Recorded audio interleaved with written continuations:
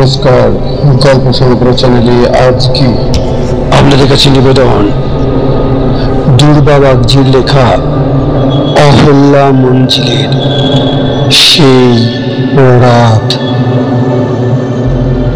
শুরু হচ্ছে আজকের গল্প অহল্যা মঞ্জিলের সেই রাত। ভয়ঙ্কর দুর্যোগের রাত। ঝোড়ো বাতাস প্রচন্ড বেগে সবকিছু লন্ডভন্ড করে দিচ্ছে। তার সঙ্গে পাল্লা দিয়ে শুরু হয়েছে প্রবল বর্ষণ।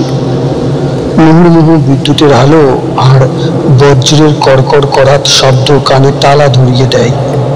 মনে হয় এক অসীম শক্তিধর দৈত্য যেন ধ্বংসের খেলায় মেতেছে। রূপসী পৃথিবীকে ভেঙে চুরে ভাসিয়ে শেষ না করে যেন তার তৃপ্তি হবে না।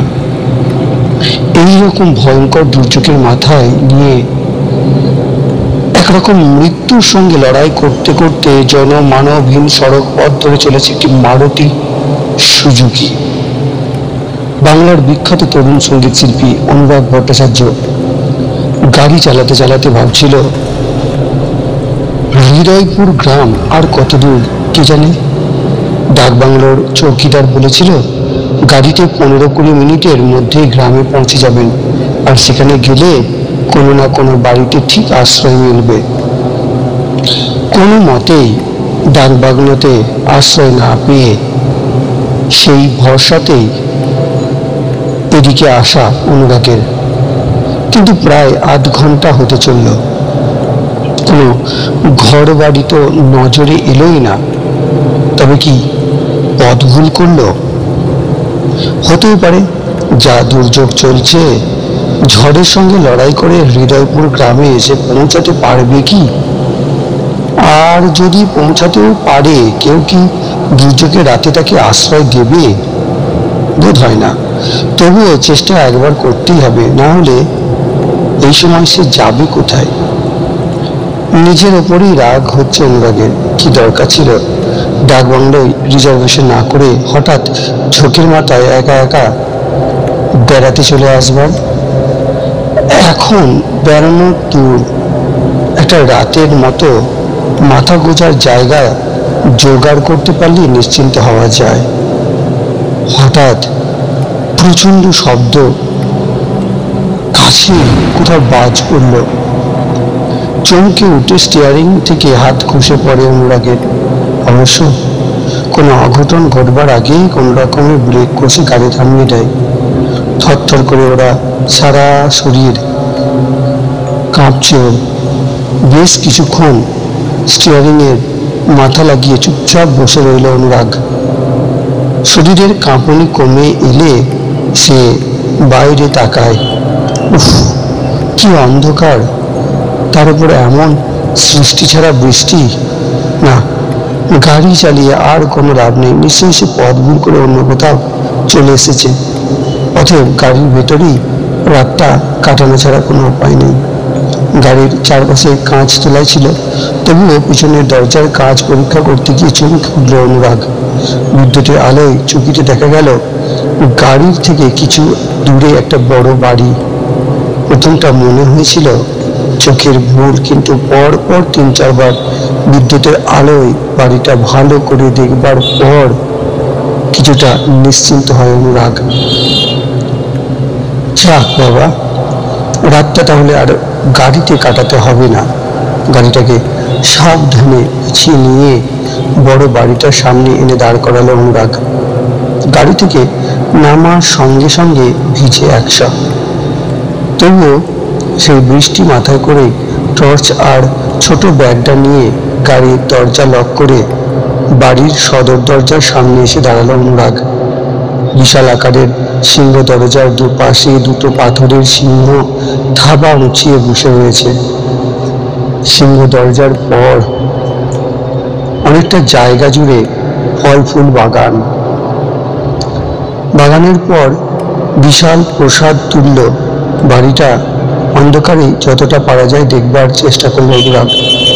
আর তখনই ওর চোখে পড়ল সিংহ দরজার গায়ের শ্বেত পাথরের ফলকে লেখা ছিল অহল্যা মঞ্জিল। নামটা যেন শোনা শোনা মনে হয় অনুরাগের, কিন্তু তা কি করে হবে? এদিকে সে এর আগে কোনো দিনও আসেনি। তাছাড়া ডাকবাংলো চৌকিদার বলেছিল একমাত্র হৃদয়পুর গ্রামে 20-22টি পরিবার ছাড়া আশেপাশের মাইল 5-এর মধ্যে কোনো জনবসতি নেই। অথচ রাস্তার ধারে এত বড় প্রাসাদ তুল্য বাড়িটার খবর চৌকিদার জানে না, নাকি এই বাড়িতে কেউ বাস করে না? একরাশ প্রশ্ন মাথায় নিয়ে সিংহ দরজা পেরিয়ে বাগানে পা রাখতেই গা ছমছম করে ওঠে অনুরাগের। মনে হয় অহল্যা মঞ্জিলের কোনায় কোনায় যেন পাষাণী অহল্যা দীর্ঘশ্বাস হেসে বেড়াচ্ছে। থম থম করছে চারিদিক। এদিকে ঝড়ের দাপট কমে এলো, বৃষ্টি সমানেই চলছে। ভিতরে যাবে কি যাবে না ভাবতে ভাবতে অনুরাগ বাগানের নুড়ি বিছানো পথ ধরে গাড়ি বারান্দার তলায় গিয়ে দাঁড়ায়। চারপাশে আবারও ভালো করে দেখে, না, জনপ্রাণীর সাড়া নেই। চারপাশে সূচিভেদ্য অন্ধকার। টর্চ জ্বালিয়ে কয়েক ধাপ সিঁড়ি উঠে বন্ধ দরজার কড়া নাড়ে। বেশ কয়েকবার কড়া নাড়া সত্ত্বেও ভেতরে কারো সারা শব্দ পাওয়া গেল না। তবে কি এই বাড়িতে কেউ থাকে না? আরো কয়েকবার কড়া নাড়ার পর বন্ধ দরজার গায়ে একটু ঠেলা দিতেই ক্যাঁচ করে শব্দ করে দরজাটা খুলে গেল। চমকে উঠে 2 ধাপ পিছিয়ে গেল অনুরাগ।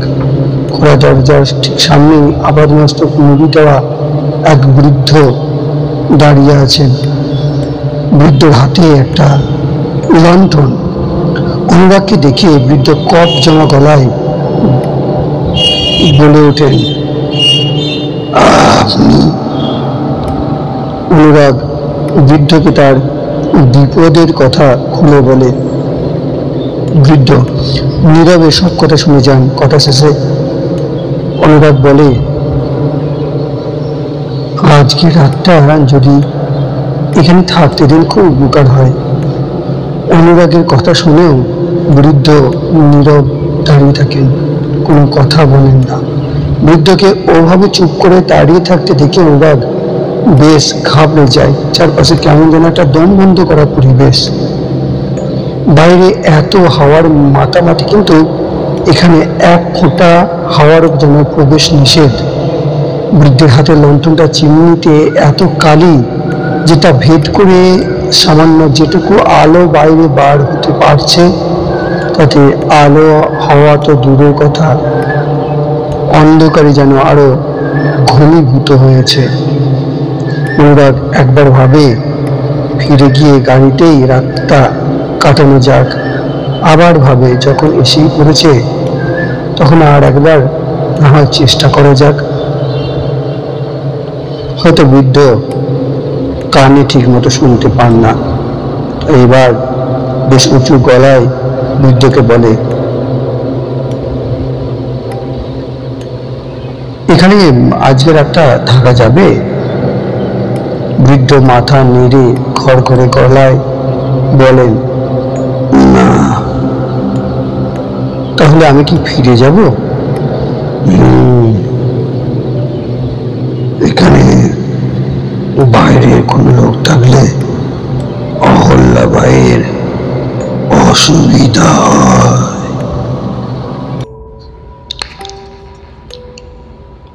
অনুরাগ ফিরে আসবার জন্যে সবে কয়েক পা এগিয়েছে, এমন সময় বাড়ির ভেতর থেকে নারী কণ্ঠের একটা তীক্ষ্ণ ডাক শোনা যায়।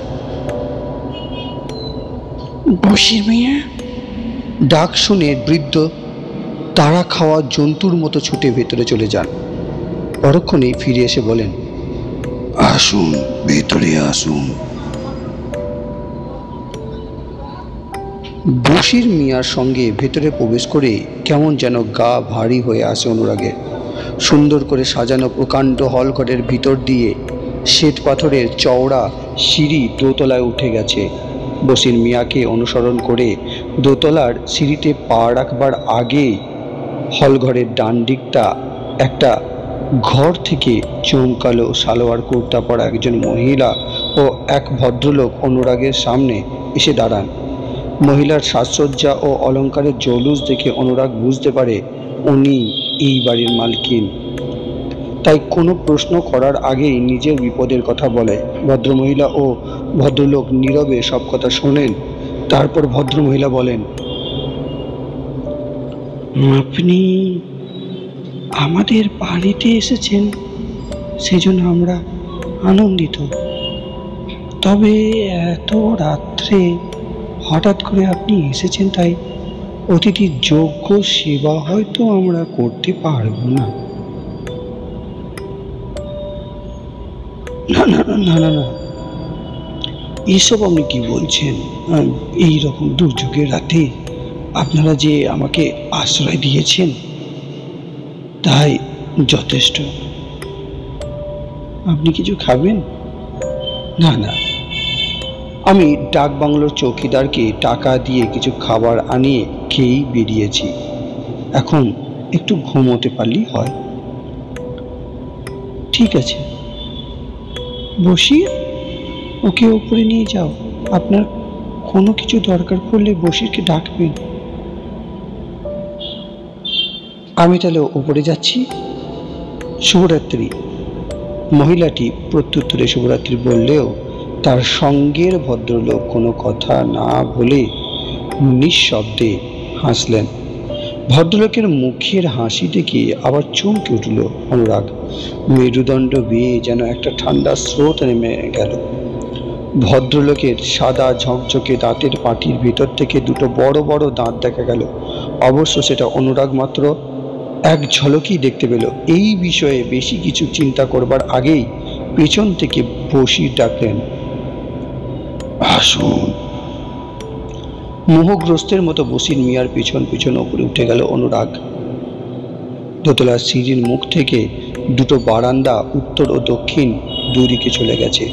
বসির মিয়াকে অনুসরণ করে দক্ষিণের বারান্দা দিয়ে কোণের দিকে একটি ঘরে প্রবেশ করল অনুরাগ। এই ঘরে বেশ বড় একটা কেরোসিন ল্যাম্প ঝলায়। চারপাশ বেশ পরিষ্কার নজরে আসে অনুরাগের। সুন্দর করে সাজানো ঘর। ঘরের ঠিক মাঝখানে উঁচু পুরোনো আমলের বিশাল পালঙ্কের ওপর ধবধবে বিছানা পাতা। ঘরের সব আসবাবপত্র খুব দামি এবং সুন্দর করে সাজানো। Attached bathroom. সবকিছু ঝকঝকে পরিষ্কার। মনে মনে গৃহস্বামীর রুচির প্রশংসা করে অনুরাগ। বশির মিয়া বলেন, আমি আপনার খাবার জল নিয়ে আসছি। বশির মিয়া চলে গেলে অনুরাগ তার ওয়াটারপ্রুফ ব্যাগ থেকে পাঞ্জাবি বার করে ভিজে পোশাক পাল্টে নিল। তারপর বাথরুম থেকে হাত মুখ ধুয়ে ঘরে এসে বশির মিয়ার রেখে যাওয়া জল খেয়ে শুয়ে পড়ল। বাইরে এখনো বেশ বৃষ্টি পড়ছে। ঘরে শুয়ে সে শব্দ শুনতে শুনতে একসময় তার কণ্ঠে বেজে ওঠে সঙ্গীতের সুর। বেশ কিছুক্ষণ রাগ সঙ্গীতের সরোবরে সন্তরণ করার পর হঠাৎ গান বন্ধ করে অনুরাগ একরকম লাফ দিয়েই খাট থেকে নেমে পড়ে। ঘরের দরজায় কে যেন ঠক ঠক করে টোকা দিচ্ছে আর বলছে, দরজা খোলো, দরজা খোলো। সারা ঘর ভেসে বেড়াচ্ছে একটি মিষ্টি ফুলের গন্ধ। গান বন্ধ করার সঙ্গে সঙ্গে দরজায় টোকা বন্ধ হয়ে যায়। পর মুহূর্তে ঝুমঝুম নুপুরের শব্দ তুলে কে যেন বারান্দা দিয়ে হাঁটতে শুরু করে। ফুলের মিষ্টি গন্ধটাও যেন একটু একটু করে দূরে সরে যেতে থাকে। কৌতূহলী হয়ে অনুরাগ দরজা খুলে পর্দা সরিয়ে বাইরে উঁকিয়ে দেয়। বারান্দায় ঘুটঘুটে অন্ধকারে কিছুই নজরে আসে না। নুপুরের শব্দটা তখন বারান্দায় অনেক দিকে সরে গেছে। একটা দীর্ঘশ্বাস ফেলে ঘরের দরজা ভেজিয়ে খাটে এসে বসবার সঙ্গে সঙ্গে ঘরে এসে প্রবেশ করেন বশির মিয়া ও একতলায় দেখা সেই ভদ্রলোক ভদ্রমহিলা। শেষ হলো আজকের দ্বিতীয় পর্ব। ধন্যবাদ।